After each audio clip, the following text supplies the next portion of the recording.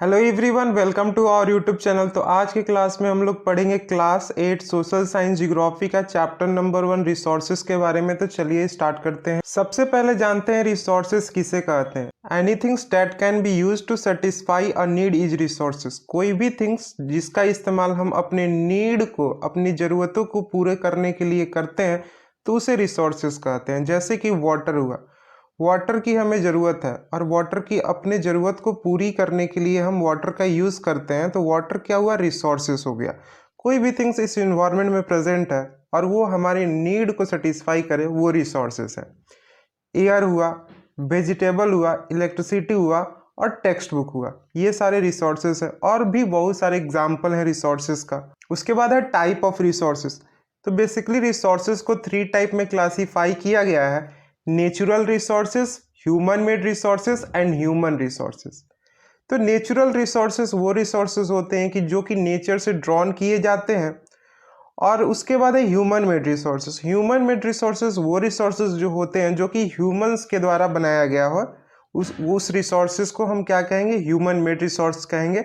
जैसे कि एरोप्लेन हुआ, ट्रेन हुआ, ये सारे क्या है, व्हीकल्स हुआ, तो ये सारे क्या है, एक ह्यूमन मेड रिसोर्सेस है। उसके बाद ह्यूमन रिसोर्सेस है।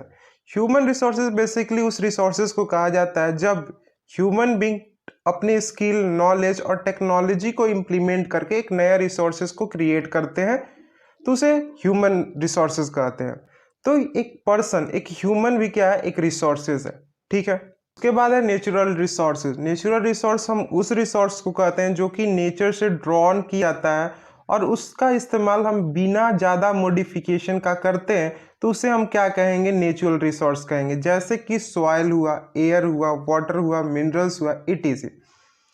तो सॉइल और एयर और वाटर, इनमें ज़्यादा मॉडिफिकेशन करने की ज़रूरत नहीं है, हम इनको डायरेक्टली यूज़ करते हैं। लेकिन some resources are use directly and some after refinement. तो कुछ रिसोर्सेज को हम क्या करते हैं, डायरेक्टली यूज़ करते हैं और कुछ रिसोर्सेज को रिफाइनमेंट करने के बाद यूज़ करते हैं। मैंने बताया कि जैसे कि सॉइल हुआ, एयर हुआ, वाटर हुआ, इन सारे रिसोर्सेज को रिफाइनमेंट करने की ज़रूरत नहीं होता है, इनको हम डायरेक्टली यूज़ करते हैं। लेकिन in the case of minerals, minerals को हम डायरेक्टली यूज़ नहीं कर पाते हैं। मिनरल्स आपको पता होगा कि ओर में पाया जाता है, तो सबसे पहले हमें ओर का रिफाइनमेंट करना पड़ता है और उसमें से मिनरल को एक्सट्रैक्ट करना पड़ता है, तब जाके हम मिनरल्स का यूज़ कर पाते हैं। उसके बाद है classification of resources on the basis of their development and use. Development के बेसिस पे रिसोर्सेज को 2 टाइप में क्लासीफाई किया गया, actual and potential. Actual resources वो रिसोर्सेज है जिसका क्वांटिटी हमें पता है और उसको हम प्रेजेंट में भी यूज़ कर रहे हैं, जैसे कि कोल हुआ, पेट्रोलियम हुआ, ईटीसी। उसके बाद है पोटेंशियल रिसोर्सेज। पोटेंशियल रिसोर्सेज वो रिसोर्सेज होता है जिसका क्वांटिटी हमें नहीं पता है और उसको हम प्रेजेंट में यूज़ नहीं कर रहे हैं, मे बी हम फ्यूचर में उसका इस्तेमाल करें।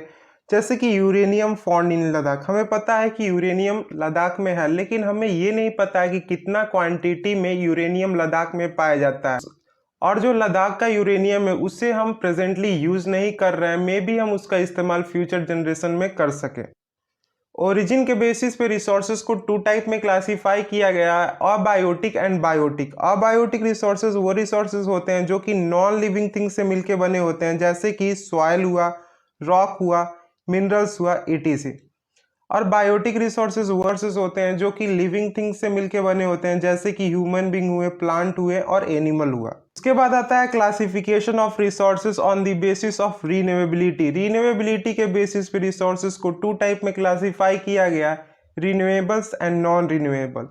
तो रिन्यूएबल रिसोर्सेज वो रिसोर्स होते हैं जो कि क्विकली रिन्यू हो जाते हैं और उनको हम रिन्यू कर सकते हैं, रिप्रोड्यूस कर सकते हैं किसी भी फिजिकल, केमिकल और मैकेनिकल प्रोसेस से।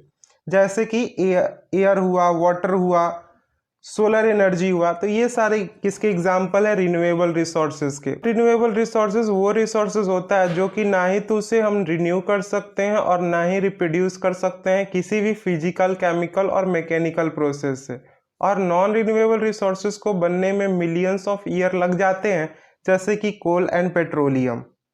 तो सबसे पहले रिन्यूएबल रिसोर्सेज देख लेते हैं। रिन्यूएबल रिसोर्सेज वो रिसोर्सेज होते हैं जो कि रिन्यू हो जाते हैं क्विकली, और कुछ रिसोर्सेज जो हैं वो अनलिमिटेड हैं और वो ह्यूमन एक्टिविटी से अफेक्ट नहीं होते हैं, जैसे कि सोलर एंड विंड एनर्जी। अगर हम कुछ रिन्यूएबल रिसोर्सेज को केयरलेस तरीके से यूज़ करते हैं तो उनका जो स्टॉक है वो अफेक्ट होता है, जैसे कि वाटर हुआ, सॉइल हुआ एंड फॉरेस्ट हुआ। तो इन सारे को जब हम केयरलेस तरीके से यूज़ करेंगे तो इनका स्टॉक जो होगा वो क्या होता है, अफेक्ट होता है। उसके बाद है stock of resources. It is the amount of resources available for use, कि कितना अमाउंट ऑफ रिसोर्सेज प्रेजेंट है जिसका हम इस्तेमाल कर सकते हैं, तो उसको हम क्या कहेंगे, स्टॉक ऑफ रिसोर्स कहेंगे। उसके बाद है non renewable resources. Non renewable resources वो रिसोर्सेज होते हैं जिनका स्टॉक क्या होता है, लिमिटेड होता है, और एक बार जब नॉन रिन्यूएबल रिसोर्सेज खत्म हो जाता है तो इसको बनने में 1000 ऑफ ईयर लग जाता है, जैसे कि कोल, पेट्रोलियम एंड नेचुरल गैस। ये कुछ एग्जाम्पल हैं नॉन रिन्यूएबल रिसोर्स के। बाद है classification of resources on the basis of distribution. Distribution के बेसिस पे रिसोर्सेज को 2 टाइप में क्लासिफाई किया गया है, यूबिक्यूटस एंड लोकलाइज। यूबिक्यूटस वो रिसोर्सेज होते हैं जो कि हर एक जगह पाए जाते हैं, जैसे कि एयर हुआ, विंड हुआ, सनलाइट हुआ। और लोकलाइज वो रिसोर्सेज होते हैं जो कि सर्टेन प्लेस पे पाए जाते हैं, जैसे कि कॉपर और आयरन हुआ। जो डिस्ट्रीब्यूशन है नेचुरल रिसोर्सेज का वो वेरियस फिजिकल फैक्टर पे डिपेंड करता है, जैसे कि ट्रेन मतलब जमीन होता है, क्लाइमेट एंड एल्टीट्यूड। ये कुछ फैक्टर हैं जिसपे distribution of natural resources depend करते हैं।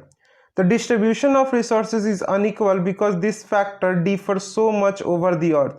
जो distribution of resources unequal इसलिए है क्योंकि ये सारे फैक्टर हैं, जैसे कि ट्रेन, क्लाइमेट एंड एल्टीट्यूड, ये वैरी करते हैं पूरे अर्थ पे।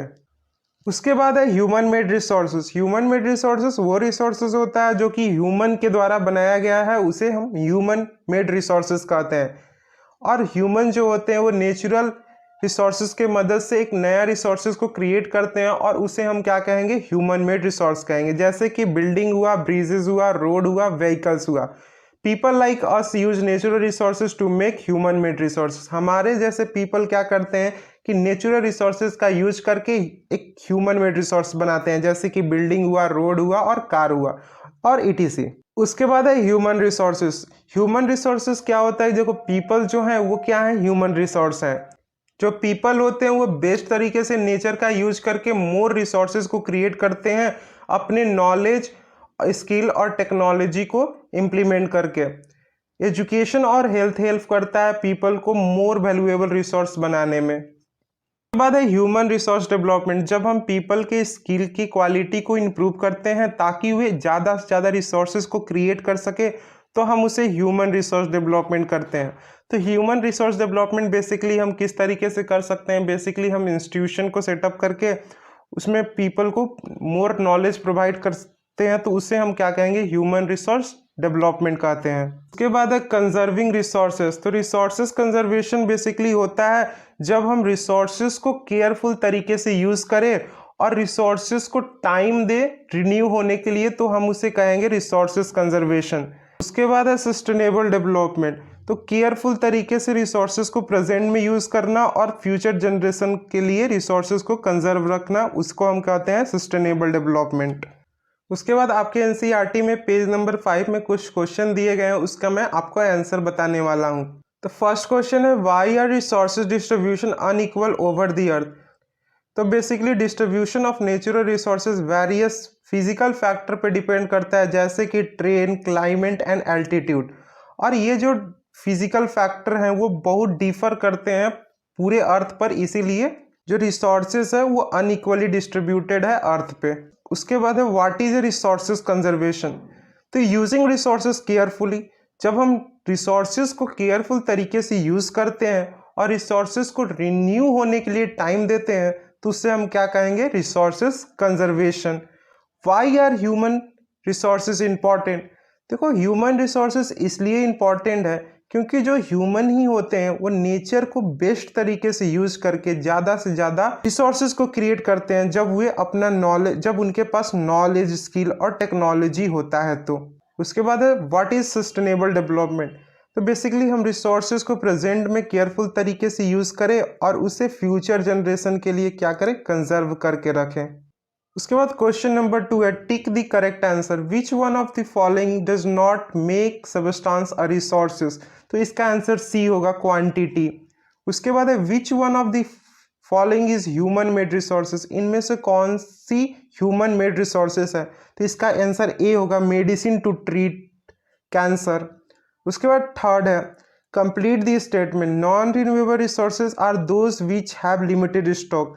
तो नॉन रिन्यूएबल रिसोर्सेज वो रिसोर्सेज होते हैं जिनका स्टॉक क्या होता है, लिमिटेड होता है। तो इसका आंसर ए होगा। यह आपका पूरा चैप्टर कंप्लीट हो चुका है। Thank you for watching and please subscribe my channel for more video.